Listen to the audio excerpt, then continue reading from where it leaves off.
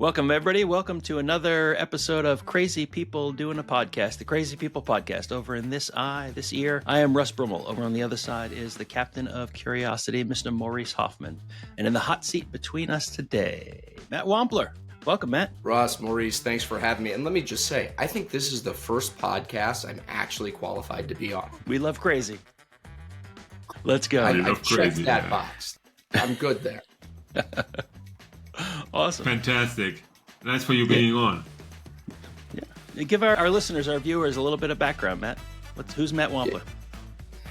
Look, I'm a proud girl dad. I got a wife, a halfway decent husband half the time. But no, I'm a longtime owner-operator in the restaurant industry. I was a Jimmy John's franchisee for about a decade. And in my afterlife, I've gotten into data science and analytics. And now the CEO and co-founder over at ClearCOGS, where we're utilizing restaurant data to help restaurants make better decisions around what to prep, what to order, and who to staff each day. All right. That sounds super interesting.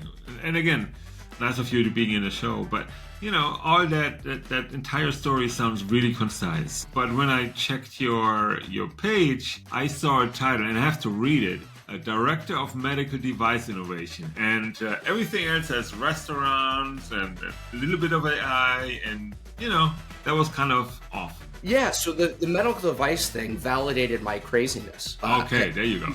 You go from the entrepreneurial journey. I did my little hiatus in the corporate world and realized, crazy people in the corporate world don't necessarily match the best. But no, it was great. I ran innovation for a medical device company. It was a great experience, but ultimately my love is restaurants. I love the hospitality industry. Kept calling me back. I guess that. I'm more on the going into restaurants business, but I think that works out for you. It's a great way to visit restaurants. Let me tell you, it's much better on that side of the counter than the chaos that's going on the other side. So where did the restaurant calling, where did that come from? How did you get there? Well, look, like most people in restaurants, I didn't want to sit behind a desk. I didn't want to do paperwork, right? Like that, I wanted to be on my feet. I wanted to be playing with knives, making food. Like it's something about the ADHD people that love to be active. And, that was part of it. And then the other one was this, I happened to be in the right place at the right time. I ran into this Jimmy John's operator who had run his, franchise into the ground, basically was hemorrhaging money and needed to get out all of the personal guarantees he'd done. And I was the 21-year-old kid with nothing to lose that said, hey, I'll sign my name on the dotted line and, risk. I don't have much to risk, but I'll do it. So I randomly found myself in it. Yeah, that is interesting. I also saw that you were at the Duke University. Whenever I see Duke University as a basketball fan, I'm wondering, how's your boy JJ doing right now? You know what? I wish I could say that I actually follow Duke sports. I'm an Iowa Hawkeye at heart, so it's the Hawkeyes in my world. Okay. Nice. Wow, that's a tough thing to say, right? Well, I'm like 5'9". I was never very good at basketball, so that's just not one of those sports I follow. Yeah, basketball for us is what my wife did, right? I'm the nerdy guy that is not only slow, but meanwhile also old, but that didn't never work for me. The restaurant business, all I know, it's long hours. That's what I know about the restaurant business. It's long hours. It's a lot of fighting for and with the staffing. And then, there's the people like me going there. Yeah, here's what it's a tough job. Let's just start there. We asked restaurant managers to do a ton. I mean, they're basically managing a quasi-manufacturing plant that's making real-time production and then also run the hospitality customer service side of things. But, exactly. What it's like behind the scenes is this. When you put your key in the door in the morning and get going, you're trying to get ahead because at some point during the day, you're going to get that sucker punch, right in the gut, and it's all going to go to hell. So you're always in this place where you're waiting to react. And it's really stressful to be in that reactive state. Who's going to walk in? What's going to go wrong?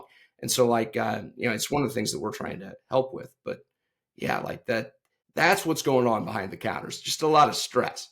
My wife used to run restaurants back when we were dating. And then after we got married for a while, she continued to fast food places. And I remember going to see her like after I'd get off work. I'd go by her restaurant, and she was the general manager, and she was in the middle of dinner rush, and I'm like, "Hey, babe, come on." She's like, "Nope, nope, dinner rush. Leave me alone." Right? Always just go, go, go, go, go, go. And then afterwards, it was just like, I was amazed. It's my very first job was washing dishes in a Greek diner, so that was my tiny, tiny, tiny little bit of restaurant experience. But to see it through her eyes and the ups and downs, and you're right, this somewhere it's just gonna be a dumpster fire in the middle of the day for no reason, or for a very good reason. Somebody made some mistake or something. Something's coming, and you're always reacting. You're always on. You're always going. And the phone's kind of the devil. I mean, she gets off and she's like, waiting for that phone to ring with some problem. Billy didn't show up. But, and that's all to say, like, look, there's a lot that's bad about the restaurant industry. There's a lot of things that need to change in the industry. It's still a great industry. Like, it's one of the few places you feel like you're part of a team. You're working as a cohesive unit. You're literally going into that dinner rush, like you're all getting geared up for it, and then you're doing it together. That's really what I missed. Yeah, I totally get that.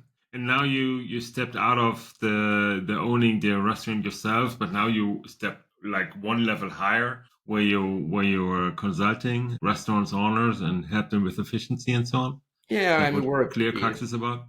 Yeah, we're a B2B SaaS company, so we provide predictive reporting. Think about it like this. In restaurants, there's probably 20 or 30 decisions that actually really impact your bottom line. Different for every restaurant, but like every brand, it's those same decisions, and they're made every single day. Mm-hmm. So for example, Jimmy John's, we bake bread all day. Well, 2 hours prior to close, assistant manager has to make a judgment call. Do I have enough bread, or do I need to bake another cycle of bread? And I kid you not, literally all of our general managers or assistant managers would stick their head out the door and look to see, is it raining? Like, are there lines at the bar? And, they'd come back in and they'd look at the bread and they'd be like, all right, I think we're going to bake another cycle. Like, that was the system.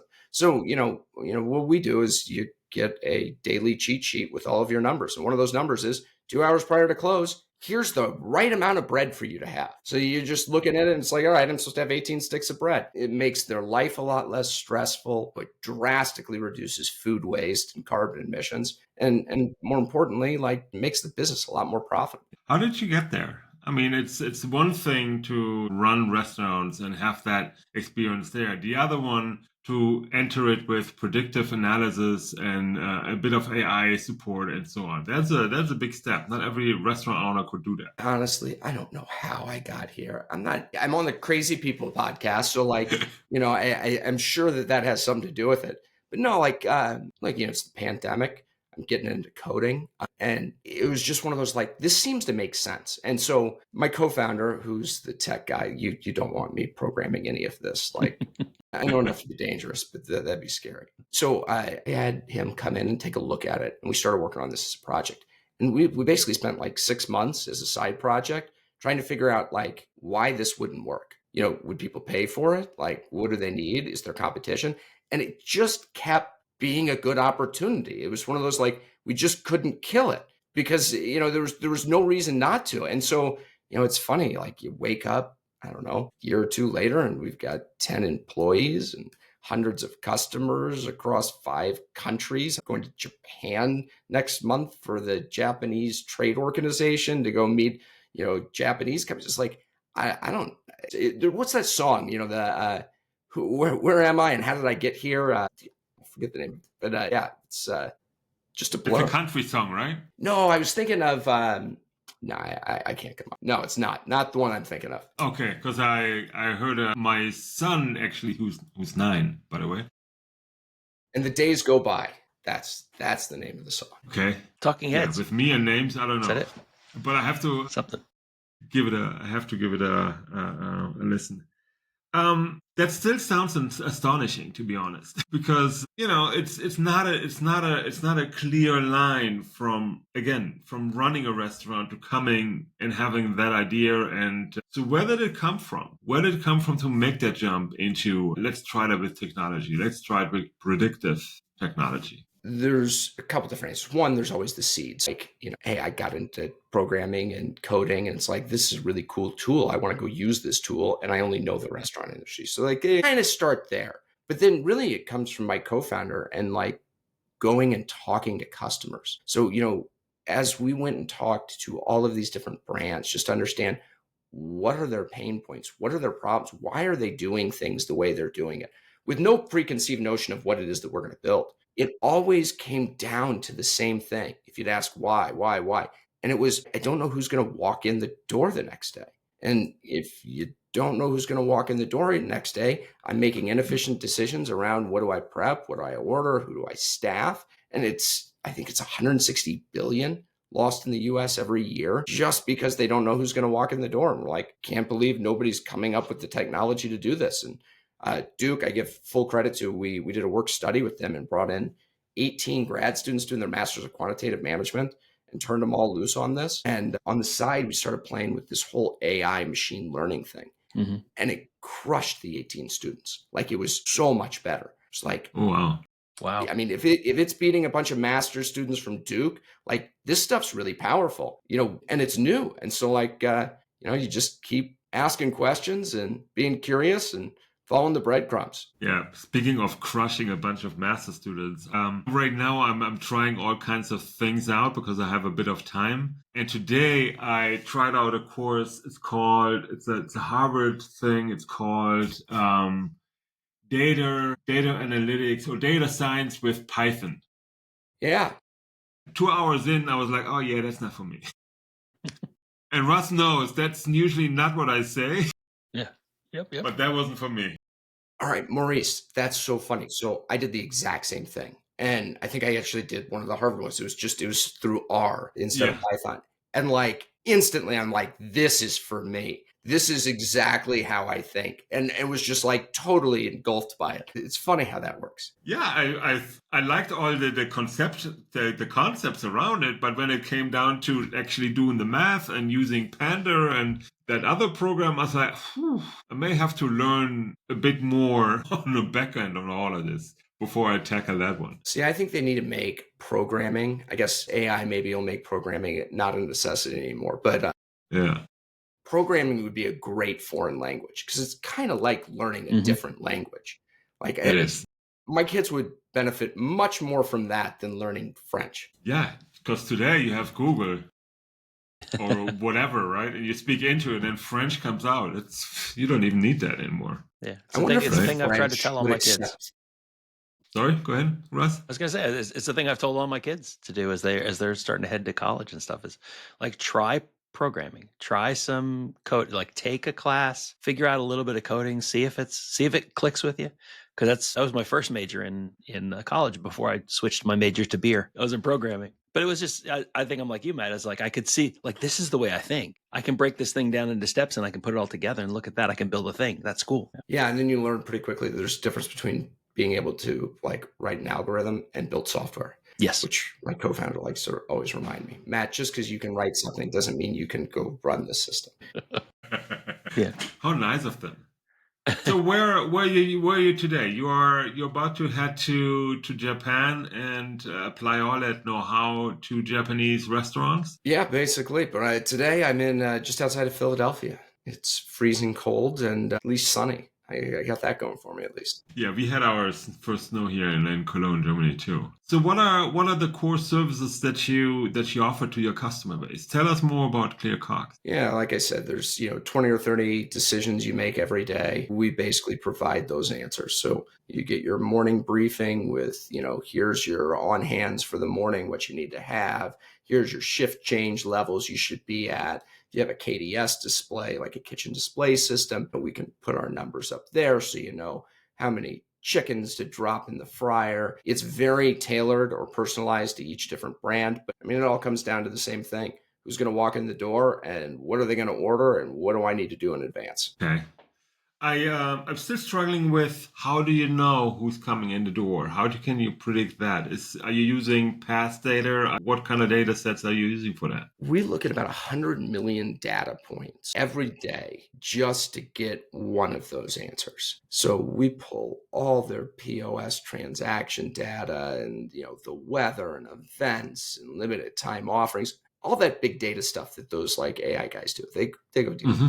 we get a ton of data and we basically look at like, hey, how much pulled pork are you using every 15 minutes? And how's the, weather affected and the day of the week and time and, all that kind of stuff just to figure out, hey, this is the right amount of pulled pork for you to smoke tonight so that you don't run out tomorrow, but you minimize your waste. Yeah, that's fantastic. It gets more complicated like every quarter. Like the dev guys are always just making it more, a robust system.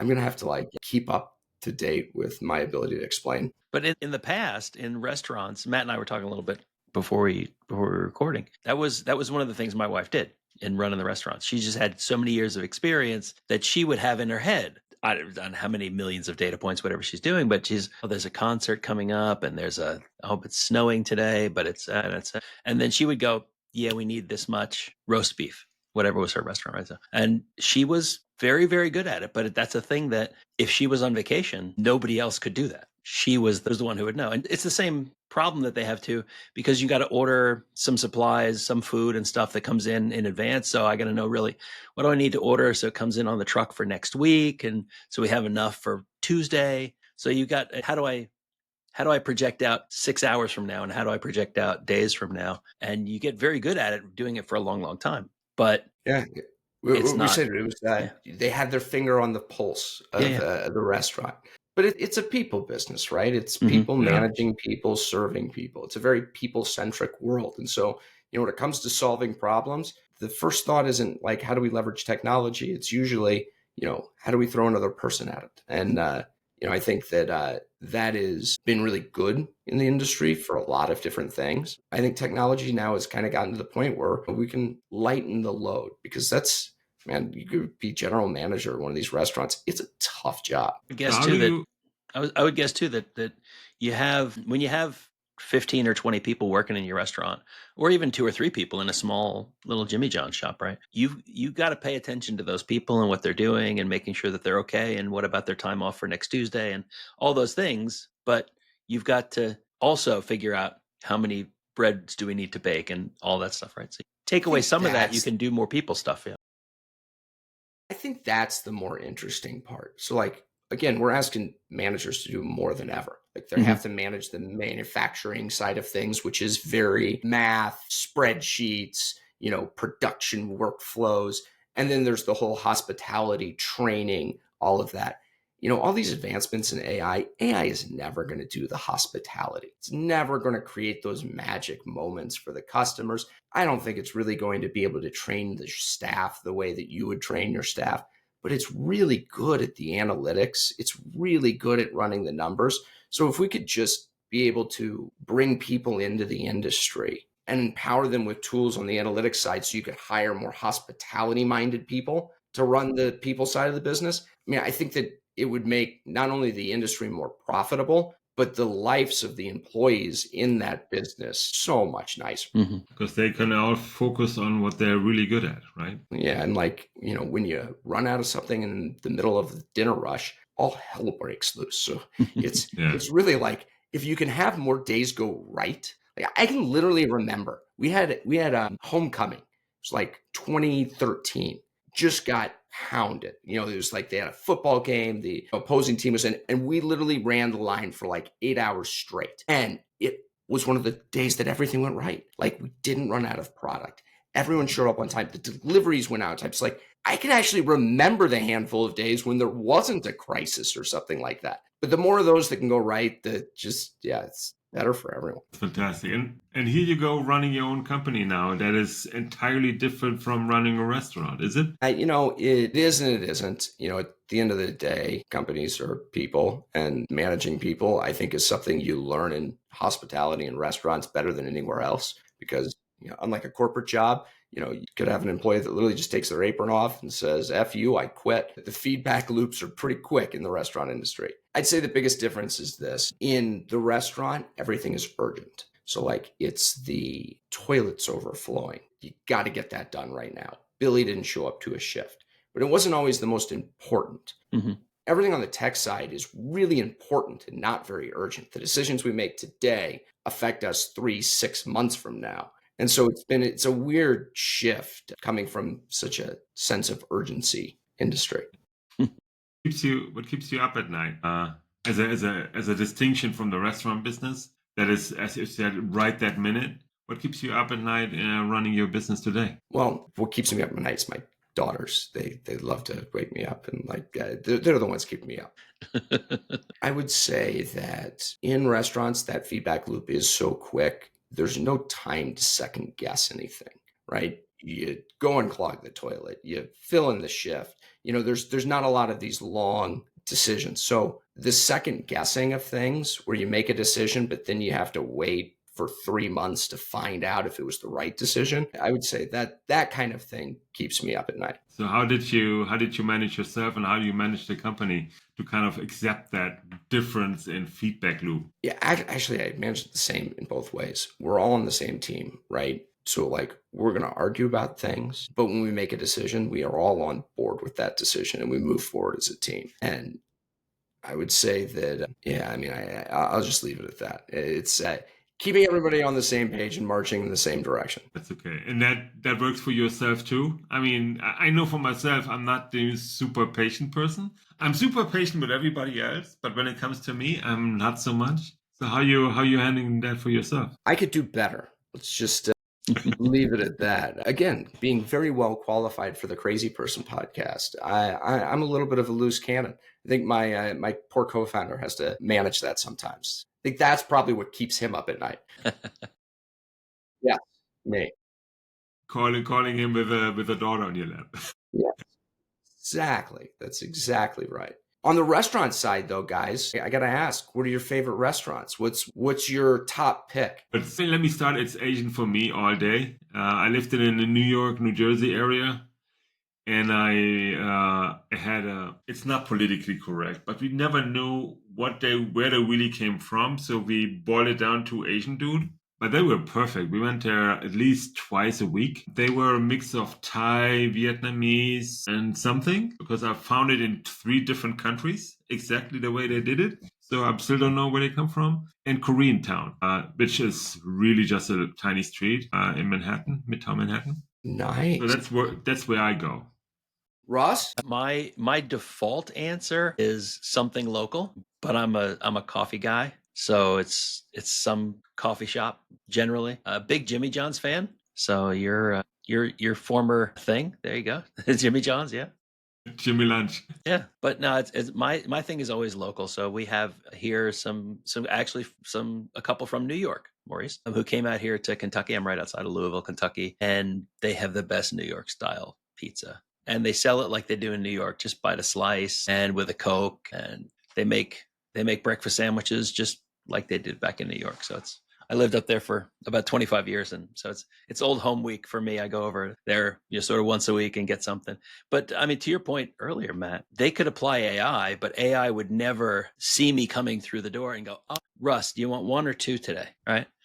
Yeah. That's what they do. It's probably not going to do that, right? Or if it does, we're going to be living in a world of like corporate AI overlords. They're monitoring Russ. He's on the move. I think he's going to get a slice of pizza. But, what it's really good at is, let's say the moms group, or the maternity group is getting together, and they start having book club on Tuesdays, and afterwards they always go get pink cupcakes.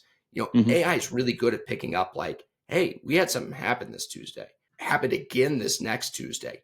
The following Tuesday, we should actually make an extra dozen pink cupcakes. And like, that's not as scary, and it makes sense, and it works. Yeah, it's crazy. Yeah, it is. That's awesome. I mean, we had a little coffee shop in downtown Manhattan, somewhere on the west side, and they still know when we get there now. And we moved away 4 years ago, so we are there like once every 2 years. They still know what we ordered. The minute I enter there, they're like, "All right, doing it." Or anything different this time? No. Please tell me it's just black coffee, and they're doing that for everybody. You're the black coffee guy, right? I got one for you over here.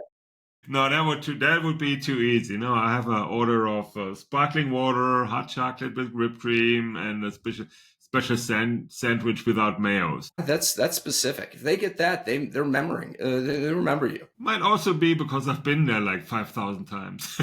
Some places have pictures on the wall of famous celebrities. They have a picture on the wall of Maurice. Maurice isn't a famous celebrity? I was told Maurice was a famous celebrity. That's why I'm here. There you go. That's only when I'm standing next to Russ. You know, it's like the medium girl standing next to the really pretty girl. The medium girl gets pretty. It's all of a sudden. Right? There might also be alcohol involved, but I don't drink, so. But I see friends react that way. We are really getting off track here. Says so on the label. It's crazy, people. What are you going to do? Exactly. ClearCOGS, where's it going? Building the restaurant co-pilot. So how do we have a fractional CFO, COO that sits on top of your data, runs all your numbers every day? You know, when you wake up, you can ask the question, what do I need to know? Store number 5, stock data product, you're going to need to run some of this over. You know, tomato prices are up 15%. You're losing money on this menu item. If you adjust the price up to this number, it'll keep your profit margin in line.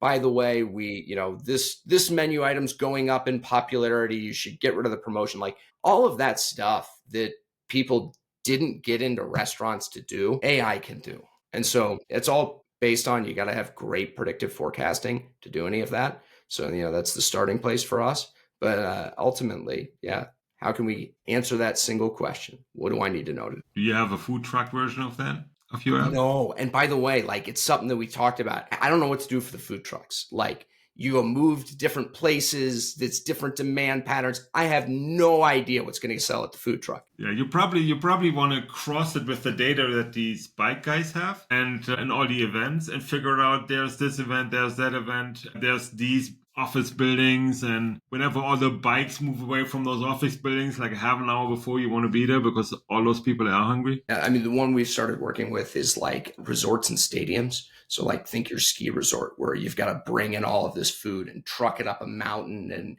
it's not easy to get the stuff there. And then the stadiums are much like what you were describing with the food trucks, because it's really interesting. Just because I have a concert, it's going to be a very different sales patterns if it's Taylor Swift versus Slipknot. Like they're going to buy different things. When the basketball team's playing and it's their record is not very good, like that changes things. So it's a fun machine learning AI predictive. Yeah, and also knowing your audience, right? That's what made Magic Johnson so special when he had these Starbucks shops, right? And the cinemas. He adjusted the menu items, right? When he brought these places or these kind of buildings and shops to the black neighborhoods. That's how he got rich, right? Because he understood that he had to serve a different meal. Wait, are we talking about Magic Johnson, the basketball player? Yeah, him. I totally missed this. I didn't realize he had coffee shops. Yeah, he was one of the biggest Starbucks franchisees in the I think in the 90s. He had over 100 of those. Yeah. Fun fact of the day. Did not know that. Yeah, also cinemas. He had a bunch of those. That's how he became a billionaire, right? Yeah, it's funny if you really have that intelligence. If you really have that intelligence, know your audience, and then with everything that you guys are doing, I didn't understand what those guys were saying today in the Harvard course, but I'm generally a fan of that approach. Those guys at Harvard know a thing or two. Yeah, they might have tried some stuff. They might have tried some stuff. Yeah. So, what is it if you get up tomorrow morning? What is it where you say, okay, this is what I have to achieve today? What is the one thing that is most urgent for you right now? Well, I've got $500,000 left to raise for our seed round. So I'm like 75% of the way done, but like I've got 2 more weeks before I need to get all of that finalized. So that's what I'm going to be thinking about. How do I secure our financial future so that we can support our customers? Yeah, that's the side of the CEO business or CEO life that many don't think about, right? It's not that you're making the business decision day to day. No, you have like an entire different set of problems that you need to solve and think about, right? Yeah, that's been a new skill set for me. I've never gone and raised capital from venture capitalists before. It's been a learning process. Did you get outside help for that, or did you guys go out and do it yourselves? We just did it ourselves, ran into brick walls over and over again. But I would say this, we have had some great investors that are angel investors that have helped advise us and given advice. And, I am so thankful. One thing that we've done is asked for help from people. And I have been overwhelmed with support and the willingness of people to help, especially in the startup community. People that are running, $100 million companies are willing to go help out a seed stage founder because they empathize. They were there at one time. And so, yeah, that kind of help in sports gone a long way. Yeah.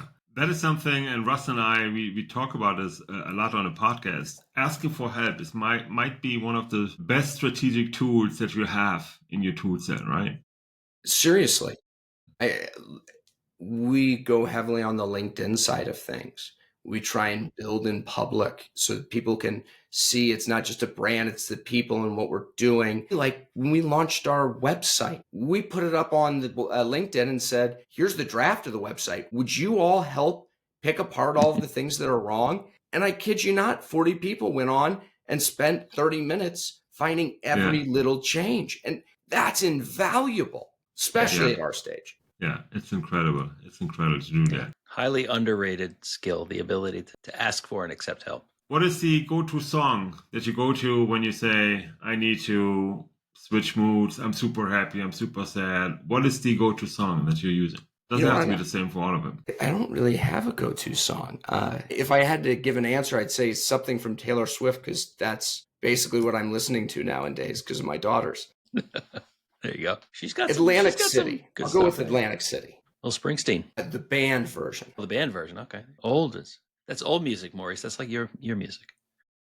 Yeah, I should know that. The problem with me is I can't remember names. That's my issue. Is Maurice older than you, Russ? No. Mentally, yes.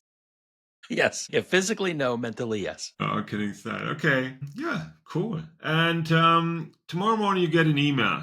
It tells you money, no issue. We got the time covered.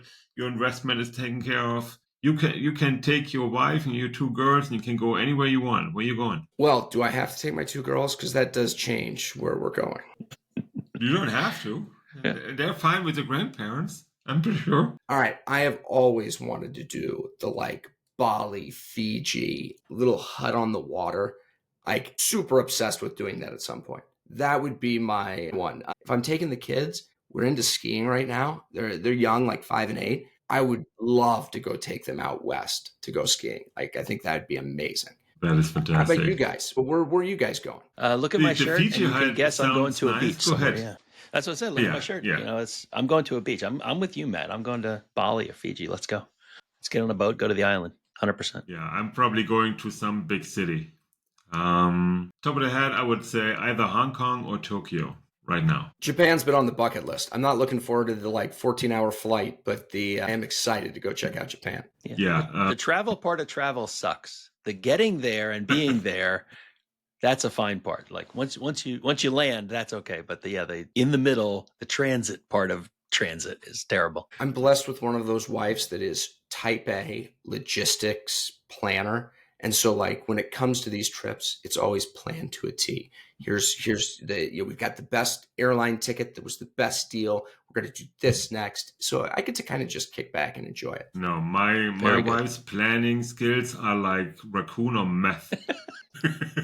That's a very vivid description. There's a meme out in every relationship. There's one who really strategizes the dishwasher and the other one who throws everything in there like a raccoon on meth. So ever since.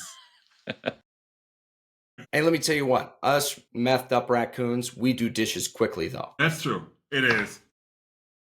There you go. Physics doesn't apply, but it's in there. Get it done. Exactly. Get it done. What is the most recent thing that you've learned? Outside of the fact that Magic Johnson apparently had Starbucks in the New York area, I would say that's the most... Not New York area, US-wide. US. 100 some franchises. What have I learned recently? All right, so this is a weird one. It's from the sales side of things. Somebody was telling me this yesterday. Whenever you're selling, and you've got to have an internal champion that you're selling into, test your champion. Give them a little test early on to find out whether they're really bought in or they're not really bought in. And it's give me the org chart to the organization or something small like that. And if they do it, that's a good sign.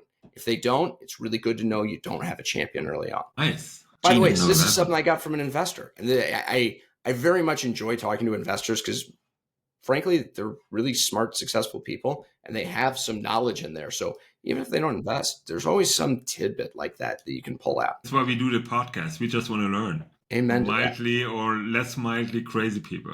All right. So when you named this the Crazy People Podcast, what was the motivation? It was just the domain name available? You're like, look at us. Look at us. You've talked to us for almost an hour now. You guys don't seem very crazy. You're asking logical questions, business related. You know, we have our moments. We've known each other for a long, long time and worked together for a while, way back when. And we traveled. Not like over the top dangerous crazy, but always something weird we ended up doing or going somewhere or doing something. And so when we put together the podcast, we wanted to have a little bit of fun and some laughs, but also we wanted to talk to people who are interesting, who we just sort of go like, hey, this is an interesting person. Will you come and talk to us for an hour? And so far, 50 people later, we've had a whole bunch of interesting, really people who've just come and told us their own little weird stories, and we've learned things, and we've had a good time. All right. So tell me about this. Like, you guys are going into season 3, right, yeah, Russ? This is season 3. Yeah. All right. We're in season 3. Did you think this is what the podcast would be? Has it evolved from where you started? And is this what you thought it would be? It has definitely evolved from where we started. But go ahead, Maurice. Yeah. I haven't thought about any of this. I purely live on a day by day, and oops, we have to do something, and we Is just that get why it you were done. 15 minutes late? No, I couldn't log in. Sorry, Maurice, I couldn't help myself. That's okay. That's okay. No, we had all kinds of things where I strictly forgot that there was a podcast. Where on the other side, I think, Russ, you weren't invited, or I wasn't invited to another podcast, or both. We forgot to invite the guest to the podcast happen. one time. That's genius. Yeah, that's also happened. That's craziness, yeah. And the mildly weird, strange people, but not dangerous, that was simply too long. Right? So crazy summed it all up. Not that you know of. That's way not too long a name for a podcast. To life and yeah. I've already stolen both of your guys' identity while the show's been going on. There you go. Perfect. That's fine. That's fine. I have multiple of them. Take some personalities too, and then it's good. We wrote a little script. Maurice, you can unlock your identity and get it back, but you're going to have to actually answer a few Python-related questions. Oh, so I hope you're studying up. Might as well keep it then. Let me say print, bracket, put in whatever you need, and then that's it. Is there a semicolon in there somewhere? I don't know. It doesn't have to be a semicolon in Python. You can do a lot of it, different brackets and commas. See, he knows more than he thinks. He knows more than I do about Python. I just know it's a kind of code. There you go. It is cool. It is cool. But again, today I haven't had that I must have done like 15 different certificates in the past year. Wow. Some of it weird, where like probability and mathematics and all kinds of stuff. But I never had one where 2, 3, 4 hours into it, I was like, no, that's not me. Not yet, anyways. And today was that day. It's like, nope. Did you just wake up on a Saturday and think, I'm going to go get a certificate in, something and sign up? My wife showed me edX. You know edX? Yeah. Yeah. And that's my drug. I like just listening to stuff, doing whatever, and figure it out. There you go. Learn something new. Yeah. Some of it is useful. Some of it is not so useful. Hey, I'll say this, I was not the world's best student, again. Me neither. It's how you end up in restaurants. But I thought that those online courses were the best courses I ever took in my life. Like, yeah, I've done the college and grad school, but like, I was really impressed with that platform. It's ridiculous how nice they are. And you get the actual item from the universities, which kind of shot me in the foot once or twice, because it became much more difficult than I anticipated. I still went through with it, but yeah, it's fantastic. Good stuff. Hey, Matt, it has been an absolute pleasure, and we are almost an hour in again. Once again, Russ, where we completely lose track of time. It was a blast having you on. I'm gonna keep following you and seeing what you're doing, because I'm really, really interested in your topic, and halfway jealous because you work in the restaurant business. That means you can go to restaurants all over the place and get invited, right? And write it off, right? Yeah, that's what I mean. This is a job-related expense. Let's go. Come on. I think so. Hopefully nobody from the IRS is listening to this podcast. I don't think so. Well, Maurice, Russ, appreciate you having me. Pleasure. Yeah, it's been great, It's man. really cool. It's been great. Fantastic. Everybody else, follow the ClearCOGS for all your AI, predictive analysis, data science needs around restaurants, and go out there and support your restaurants. Okay? You have a good one, and we will be back in maximum 2 weeks with a new crazy person next to us, and let's figure that crazy out. Okay? Have a good one. See you soon. Bye-bye.